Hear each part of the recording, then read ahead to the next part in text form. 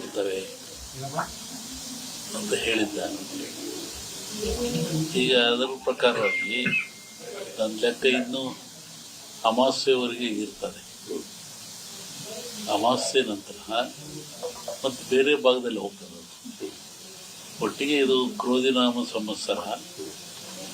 ಕ್ರೋಧನ ಸಿಟ್ಟು ಅಂತ ನಮ್ಮ ಹಿಂದೂಗಳ ಪ್ರಕಾರವಾಗಿ. ಇದರ ಒಳ್ಳೆಯದು ಕೆಟ್ಟದಿದೆ. ಒಳ್ಳೆಯದಕ್ಕಿಂತ ಕೆಟ್ಟದೇ ಜಾಸ್ತಿ ಪ್ರಾಕೃತಿಕವಾಗಿ. ಹಾಗಾಗಿ ಪ್ರಾಕೃತಿಕ ದೋಷ ಇದು ಮುಂದುವರಿಯುತ್ತೆ. ನನ್ನ ಲೆಕ್ಕದಲ್ಲಿ ಅಮಾವಾಸ್ಯೆವರೆಗೂ ಒಂದು ಭಾಗದಲ್ಲಿ ಕಮ್ಮಿ ಆಗ್ತದೆ, ಅಮಾವಾಸ್ಯೆಗಳು ಮತ್ತೊಂದು ಭಾಗದಲ್ಲಿ ಜಾಸ್ತಿ ಆಗ್ತದೆ. ಇದು ಇಂಡಿಯಾಗೆ ಅಂತಲ್ಲ, ಆಲ್ ಓವರ್ ವರ್ಲ್ಡ್ ಹೇಳ್ತಿರೋದು ನನಗೆ. ಹೇಳಿದ್ನಲ್ಲ, ಜಲಕಂಟಕ ಇದೆ, ಎಲ್ಲ ಡ್ಯಾಮ್ಗಳು ತುಂಬುತ್ತವೆ ಅಂತ ಹೇಳಿದ್ದೆ ನಾನು. ಇದೆಲ್ಲ ನೆಲದಲ್ಲಿ ಹೇಳಿದ್ರು. 20 ದಿವಸ ಧಾರವಾಡದಲ್ಲಿ ಹೇಳಿದ್ದಾನೆ. ಈಗ ಅದೇ ಅನಿಷ್ಟ ಜಾಸ್ತಿ. ಆಮೇಲೆ ಕರ್ನಾಟಕ ಪೊಲಿಟಿಕ್ಸ್. ಒಬ್ಬ ಸನ್ಯಾಸಿ ತಪಸ್ಸಿ ಕೂತಿದ್ದಂತೆ. ಒಬ್ಬ ಬೇಡ ಒಂದು ಜಿಂಕೆ ಉಡಿಸಿ ಬಂದಂತೆ ಕೊಲ್ಲಕ್ಕೆ. ಅವನ ಮುಂದೆ ಹೋಯ್ತಂತ ಜಿಂಕೆ. ಅವನು ಬೇಡ ಬಂದ. ಏನು ಸ್ವಾಮಿ ಇಲ್ಲಿ ಜಿಂಕೆ ಓತಾ ಅಂತ ಕೇಳಿದ. ಇವನು ಹೇಳಿ ಕೇಳಿ ಸನ್ಯಾಸಿ ಅವನಂದ, ಈ ಓತು ಅಂತ ಹೇಳ್ಬಿಟ್ರೆ ಕೊಂದು ಬಿಡ್ತಾನೆ. ಆ ಕೊಂದು ಪಾಪ ನನಗೆ ಬಂದ್ಬಿಡುತ್ತೆ. ಇಲ್ಲ ಅಂತ ಹೇಳಿದ್ರೆ ಸುಳ್ಳು ಹೇಳಿದ ಪಾಪನೂ ಬರುತ್ತೆ ನನಗೆ. ಏನು ಮಾಡೋದು ಅಂತ ಯೋಚನೆ ಮಾಡಿದಂತ. ಆಮೇಲೆ ಮತ್ತೆ ಅವನ ಆಸೆ ಕೇಳಿ, ಎಲ್ಲರ ಬಂದು ಹೇಳ್ರಿ ಇದ್ರಿ ಸ್ವಾಮಿಗಳು ಇಲ್ಲೇ ಓತಲ್ಲ. ಅದಕ್ಕೆ ಅವನು ಸನ್ಯಾಸಿ ಹೇಳಿದಂತೆ, ಯಾವುದು ನೋಡ್ತು ಅದಕ್ಕೆ ಮಾತಾಡಕ್ಕೆ ಬರಲ್ಲ, ಯಾವುದು ಮಾತಾಡ್ತು ಅದು ನೋಡಲಿಲ್ಲ. ಏನು ಮಾಡಪ್ಪ ನಾನು? ಕಣ್ಣು ನೋಡ್ತು, ನಿನಗೆ ಕಣ್ಣೇ ಹೇಳಬೇಕು ಓತು ಅಂತ, ಅದು ಮಾತಾಡಲ್ಲ. ಆದರೆ ನ್ಯಾಲಿಗೆ ಮಾತಾಡುತ್ತೆ, ಅದು ನೋಡಲಿಲ್ಲ, ನಾನೇನು ಮಾಡೋಣ ಅಂತ. ಹಂಗೆ ರಾಜಕಾರಣ ಹೇಳ್ಬೇಕಾದ್ರೆ ನಾವು ಯಾರಿಗೆ ಹೇಳ್ಬೇಕಿದ್ರಲ್ಲಿ 20 ಇನ್ನೂ ಒಂದು ಹೇಳಿದ್ದು ನಾನು 20 ಹಿಂದೆ.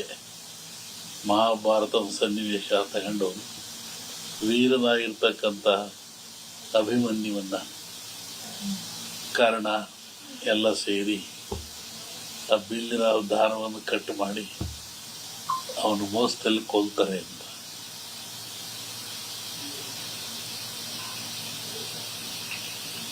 ಆಮೇಲೆ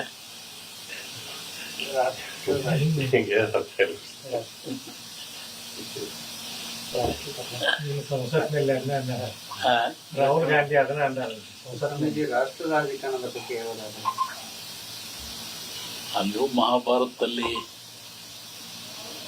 ಕೃಷ್ಣ ಇದ್ದ ಅಂತ ಭೀಮಿ ಗೆದ್ದ, ದುರ್ಯೋಧನ ಸೋತ. ಇಲ್ಲಿ ಕೃಷ್ಣ ಇಲ್ಲ, ದುರ್ಯೋಧನ ಗೆಲ್ತಾನೆ, ಭೀಮ್ ಸೋಲ್ತಾನೆ. ಇದನ್ನು ಅವತ್ತು ಹೇಳಿದ್ದೆ ಅವನಲ್ಲಿ. ಕರ್ನಾಟಕ ರಾಜ್ಯದ ಮುಖ್ಯಮಂತ್ರಿಗಳ ಬದಲಾವಣೆ ಆಗೈತೆ, ಅದು ಸಮಸ್ಯೆ ಬದಲಾವಣೆ ಆಗೈತೆ. ಈಗೆಲ್ಲ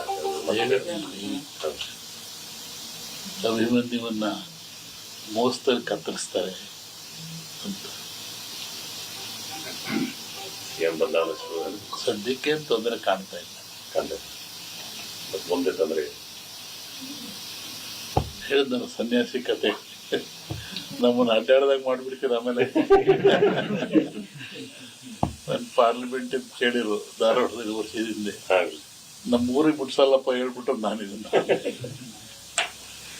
ಯಾಕೆಂದ್ರೆ ಈಗ ಈ ಸಮುದ್ರ ಮತನಾಯಿತು. ಸಮುದ್ರ ಮತ ರಾಕ್ಷಸರು ದೇವತೆಗಳು ಆದೇಶ ಕಟ್ಟಿ ಹೇಳಿದ್ರು. ಎಲ್ಲ ಬಂತು, ಲಕ್ಷ್ಮಿ ಬಂತು, ಐರಾವತ ಬಂತು, ಕನಕಾದಿಗಳು ಬಂದು, ವಿಷ ಬಂತು. ಎಲ್ಲವರು ಹಂಚ್ಕೊಂಡ್ರು. ವಿಷವನ್ನು ಯಾರು ಹಂಚ್ಕೊಳ್ಳಿಲ್ಲ. ಆವಾಗ ಪರಮಾತ್ಮ ಕೊಡ್ದ. ಆವಾಗ ಅವನಿಗೆ ಯೋಚನೆ ಆಯಿತು, ಸಕಲ ಸಂಪತ್ತೆಲ್ಲ ಕೊಟ್ಟುಬಿಟ್ಟೆ ನಾನು, ಸಮುದ್ರದಲ್ಲಿ ವಿಷವೂ ಬಂದುಬಿಡ್ತು, ಇದನ್ನು ನಾನು ಕುಡಿದೆ, ಇದರಿಂದ ಪಾರಾಗೋದು ಹೇಗೆ?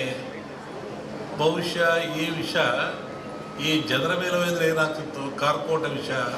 ಅದಕ್ಕೆ ಯೋಚನೆ ಮಾಡಿ ಈ ಧನ್ವಂತರಿಯನ್ನು ಕೊಟ್ಟ. ಈ ಧನ್ವಂತರಿ ಎಲ್ಲಿಂದ ಬಂತು ಅಂದರೆ ಸಮುದ್ರದಿಂದ, ನೀರಿನಿಂದ, ಸಾಗರದಿಂದ ಬಂತು. ಇದು ಆ ಒಂದು ದೇವತೆಯ ರೂಪದಲ್ಲಿ ಬಂತು. ನಮ್ಮಲ್ಲಿ ಕೇಳಲಿಕ್ಕೆ ಬುರುಳಿ, ಕಾಮತ್ತು ಎಲ್ಲ ಬಂದಿದ್ದರು ಈ ವಿಚಾರವಾಗಿ. ಕೆಲವು ಸೂಚನೆಗಳನ್ನು ಹೇಳಿದ್ವಿ ನಾವು. ನೀವು ಯಾಗ ಮಾಡುವಂಥ ಜಾಗದಲ್ಲಿ ವೃಕ್ಷ ಇರಬೇಕು, ಅಲ್ಲಿ ಒಂದು ಹುತ್ತ ಇರಬೇಕು, ಅಲ್ಲಿ ಒಂದು ಎಕ್ಕದ ಗಿಡ ಇರಬೇಕು, ಮತ್ತು ಸಮುದ್ರ ಪೂಜೆಯನ್ನು ಮಾಡಬೇಕು. ಯಾಕೆಂದರೆ ಮೂಲ ಸಮುದ್ರವೇ ಮೂಲ. ಇದಕ್ಕೆ ಗಿಡ, ವೃಕ್ಷ, ಬಳ್ಳಿ ಇದಕ್ಕೆಲ್ಲ ಸಮುದ್ರವೇ ಮೂಲ. ಅಲ್ಲಿಂದ ತರಬೇಕು. ಹಾಗೆ ಹೀಗಾಗಿ ಈ ಒಂದು ಯಾಗ ಭಾಳ ಚೆನ್ನಾಗಿ ನಡೀತಾ ಇದೆ ಭೂಮಿ ಮೇಲೆ. ಅದರಲ್ಲೂ ಈ ಕರಾವಳಿ ನಡೆದಿದ್ರೆ ಅತ್ಯಂತ ಮನುಕುಲಕ್ಕೆ ಆದರ್ಶವಾಗಿರ್ತಕ್ಕಂಥದ್ದು, ಪ್ರಾಯಶ್ಯವಾಗಿರ್ತಕ್ಕಂಥದ್ದು, ದೀರ್ಘಾಯುಷ್ಯದ ಗುಟ್ಟನ್ನು ನಮ್ಮವರು ಕೊಟ್ಟಿದ್ದಾರೆ. ಪ್ರಕೃತಿಯ ಗುಟ್ಟನ್ನು ಭೇದಿಸ್ತಕ್ಕಂಥ ಅಟ್ಟ ಇನ್ನೇನು ಇಲ್ಲ. ಪ್ರಕೃತಿ ಎಲ್ಲ ಕೊಟ್ಟುಬಿಟ್ಟಿದೆ. ಅದರ ಗುಟ್ಟನ್ನು ಭೇದಿಸಿ ಮನುಷ್ಯ ಉಪಯೋಗ ಪಡಿತಕ್ಕಂಥದ್ದು, ಆರೋಗ್ಯವಂತನಾಗ್ತಕ್ಕಂಥದ್ದು. ಹೋಮಗಳಂದರೆ ಏನು? ಹೋಮವನ್ನು ಯಾತಕ್ಕೋಸ್ಕರ ಮಾಡ್ತಾರೆ? ಅದರ ಉದ್ದೇಶ ಏನು? ಒಂದು ಕಲ್ಪನೆ ಆಧ್ಯಾತ್ಮಿಕ ಚಿಂತನೆ, ಮತ್ತೊಂದು ಕಲ್ಪನೆ ವೈಜ್ಞಾನಿಕ. ಭಗವಂತನ ಪ್ರೇರಣೆಯಂತೆ ಮಾನವ ಹುಟ್ಟಿದ. ಈ ಮಾನವ ರಕ್ಷಣೆ ಯಾರದು? ತಂದೆ ಕೆಲಸ ಏನು? ತಾಯಿ ಕೆಲಸ ಏನು? ಜೋಪಾನ ಮಾಡೋದು, ಬೆಳೆಸೋದು, ಒಳ್ಳೆ ವಿದ್ಯೆಯನ್ನು ಕೊಡೋದು, ನೀತಿಯನ್ನು ಕಲಿಸೋದು, ತಿಳುವಳಿಕೆ ಕೊಡೋದು, ಸಂಸಾರಕ್ಕೆ ಸೂಕ್ತಗಳನ್ನು ಕೊಟ್ಟು ಆದರ್ಶ ವ್ಯಕ್ತಿಯನ್ನಾಗಿ ಮಾಡ್ತಕ್ಕಂಥದ್ದು.